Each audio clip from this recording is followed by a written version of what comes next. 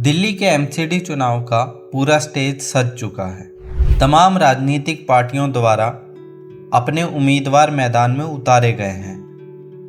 अगर बात हमारे इलाके जामिया नगर ओखला की करें तो यहाँ पर नगर निगम की 2 सीटें सबसे महत्वपूर्ण हैं, अबुल फजल एन्क्लेव और जाकिर नगर सीट। दोनों सीटों पर राजनीतिक उथल पुथल अपनी चरम सीमा पर है, मगर असल मुद्दे इस चुनाव में कहीं गायब हो चुके हैं। हम इस रिपोर्ट में ये समझने की कोशिश करेंगे कि आखिर हमारे इलाके के ऐसे कौन से मुद्दे हैं जिनको तमाम पार्टियों के उम्मीदवारों और यहाँ के तमाम वोटरों के सामने रखना बहुत अहम है। उन दावों की भी पड़ताल करेंगे जिसमें इस इलाके को जन्नत बनाने की बातें की जाती है। ये दावा किया जाता है कि लंदन और पेरिस भी इसके सामने फीके होंगे। बात करते हैं इलाके के अहम मुद्दों की। पहला मुद्दा जो इस इलाके को अपने चंगुल में दिन ब दिन जकड़ता जा रहा है वो है कूड़े का ढेर। चाहे बात अलशिफा के सामने की कीजिए या 9 नंबर वाले गंदगी के अंबार की, दोनों जगह के कूड़े के ढेर से इलाके की आवाम पूरी तरीके से त्रस्त हो चुकी है। अब शायद जनता के पास वो शब्द बाकी ही नहीं रहे हैं कि वो अपनी तकलीफ को बयान कर सके। दूसरा मुद्दा आपको बताने की ज़रूरत नहीं है, बल्कि बरसात के मौसम में आप उसको झेलते हैं। गलियों की सफाई और सीवरेज इस इलाके का वो मुद्दा है जिसने इलाके के लोगों की ज़िंदगी जहन्नुम बना रखी है। जरा सी बारिश और पूरा अबुल फजल, शाहीन बाग और बटला हाउस तैरने लगता है। सूखी ज़मीन पर पैर रखने की जगह ढूंढने के लिए आपको अपने जिस्म को 360 डिग्री तक एक्सरसाइज करवानी पड़ती है।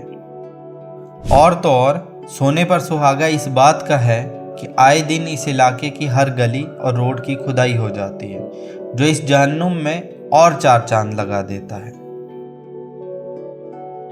तीसरा और सबसे अहम मुद्दा जो कि किसी भी कौम की तरक्की का दरवाजा होता है वो है एजुकेशन। अगर कोई व्यक्ति इस इलाके में प्राइमरी से लेकर सीनियर सेकेंडरी तक शिक्षा का एक भी सरकारी इंतजाम बता दे तो उसको मुंह मांगा इनाम। इस इलाके में एजुकेशन के नाम पे, खास तौर पे सरकारी एजुकेशन के नाम पे एक बड़ा जीरो है। प्राइवेट संस्थानों का एक मकड़ जाल तो इस इलाके में फैला हुआ है, मगर सरकारी स्कूल, खास तौर पे प्राइमरी या सीनियर सेकेंडरी या सेकेंडरी एजुकेशन की बात करें तो यहाँ पर सरकारी इंतजाम ना के बराबर है। चौथा मुद्दा भी बहुत अहम है, वो है सेहत। दिल पर हाथ रख के बताइएगा कि अगर आपके घर में कोई बीमार हो जाए तो क्या आपके पास इस इलाके में कोई भी सरकारी अस्पताल है जहां आप इलाज करवा सकें? मिला जुला कर एक अलशिफा हॉस्पिटल है और थोड़ी दूरी पर एक हॉली फैमिली हॉस्पिटल, मगर सरकारी अस्पताल का दूर दूर तक नामो निशान नहीं है। छोटे मोटे प्राइवेट क्लिनिक भी इस इलाके में मौजूद हैं, मगर सरकारी इलाज का दीदार तो मीलों तक नज़र नहीं आएगा। 5वां सबसे बड़ा मुद्दा वो है इंक्रोचमेंट यानी अतिक्रमण। इसमें ध्यान दीजिए 2 तरीके का अतिक्रमण है। एक वो जो तमाम दुकानदारों द्वारा रोड को तंग करके किया गया है, और दूसरा मुद्दा है रास्तों पर अवैध तरीके से पार्क की गई गाड़ियाँ। अब चाहे अबुल फजल या शाहीन बाग के किसी रोड पर चले जाइए, बात चाहे हरी कोठी रोड की कीजिए या यमुना वाले साइड की, चाहे हाई टेंशन वाले रोड की, अतिक्रमण की आला मिसाल आपको हर जगह पर मिल जाएगी। अगर 10 फीट की दुकान है तो 5 फीट रास्ते पर भी दुकान फैली रहती है। तमाम गलियां और मेन रोड, सब जगह अवैध गाड़ियों की पार्किंग ने रास्तों को तंग करने में कोई कसर नहीं छोड़ी है।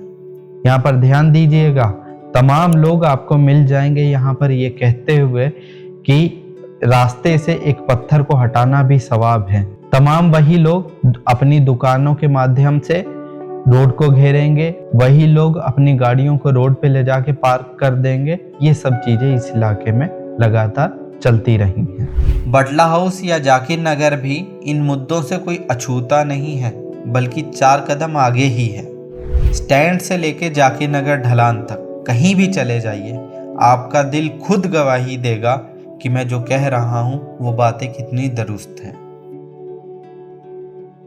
ये तो हुए मुद्दे। अब जायजा लेते हैं राजनेताओं का और उनकी राजनीतिक पार्टियों का।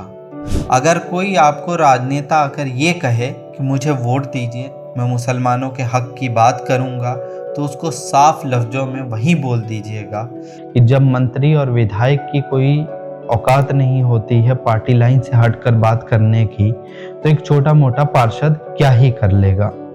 तो ये झूठा वादा कोई राजनेता ना ही करे तो बेहतर। अब बात करते हैं तमाम पार्टियों द्वारा किए गए उम्मीदवार सिलेक्शन की। तो इस चुनाव से एक बात तो साफ है कि कोई भी पार्टी कार्यकर्ताओं के काम को देखकर कैंडिडेट के चुनाव नहीं करती, बल्कि खुलेआम बाहुबल और ताकत का खेल चलता है। जो उस रेस में जीत जाता है वही होता है पार्टी का उम्मीदवार। ये हाल सभी पार्टियों का है, किसी एक पार्टी को इल्जाम मत दीजिएगा। हर सवाल राजनेता से नहीं, कुछ सवाल आवाम से भी।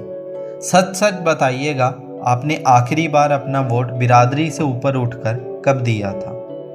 कई सालों से देख रहा हूं कि इस इलाके का हर चुनाव बिरादरी के इर्द गिर्द ही घूमता है। मुद्दों की बात करते तो कभी किसी को सुना ही नहीं। जिस नेता को सारा साल गाली बकेंगे, चुनाव के वक्त उसी के साथ घूमते हुए वही लोग मिल जाएंगे। किसी भी उम्मीदवार से बात कर लीजिए, इलाके को जन्नत बनाने की बात करेगा। हजरत उमर की खिलाफत से बात शुरू होकर राष्ट्रीय राजनीति में इंकलाब का दावा किया जाएगा, मगर हकीकत इसके उल्ट और इलाका नर्क से भी बदतर। ख्वाबों की दुनिया में रहने की हम लोगों को ऐसी आदत पड़ी है कि हम लोगों ने अपनी बुनियादी ज़रूरतों पर या गलियों की सफाई के मुद्दों पर अपने नेताओं से, पार्षद से, विधायक से या जो भी स्थानीय नेता हैं उनसे पूछ पड़ताल करनी ही बंद कर दी है। हमेशा अपने निजी गुनागणित में इतना व्यस्त रहे हैं कि हमारा इलाका कब जहन्नुम बन गया हम लोगों को खुद भी नहीं पता चला।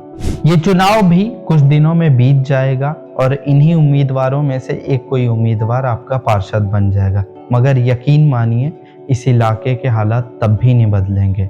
इस इलाके के हालात ज्यों के त्यों ही रहेंगे, क्योंकि उसकी वजह यह है कि हम लोगों ने इन हालात को अपना मुकद्दर तस्लीम कर लिया है। धन्यवाद।